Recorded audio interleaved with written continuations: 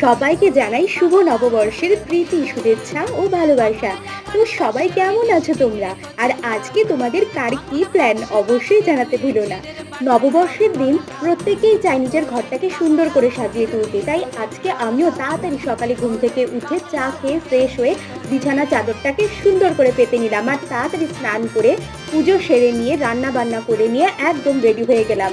আর আজকে বিকালে আমাদের বিশাল প্ল্যান, কেন বলো তো? কারণ আজকে না আমাদের এখানে বাসন্তী পুজো শুরু হচ্ছে, বাসন্তী পুজোর ষষ্ঠী। তো সেই উপলক্ষে আজকে আমরা যাব মেলা দেখতে, আমি আর বড়মশাই। তাই ও অফিস থেকে ফেরার পর দুজনেই ঝটপট রেডি হয়ে বেরিয়ে পড়লাম মেলা দেখতে। খুব খুব আনন্দ করলাম, মেলায় ফুচকা খেলাম, আরো কত শপিং করলাম। ফুচকার সাথে সাথে খেলাম ঝালমুড়ি। তো ভীষণ আনন্দ করলাম।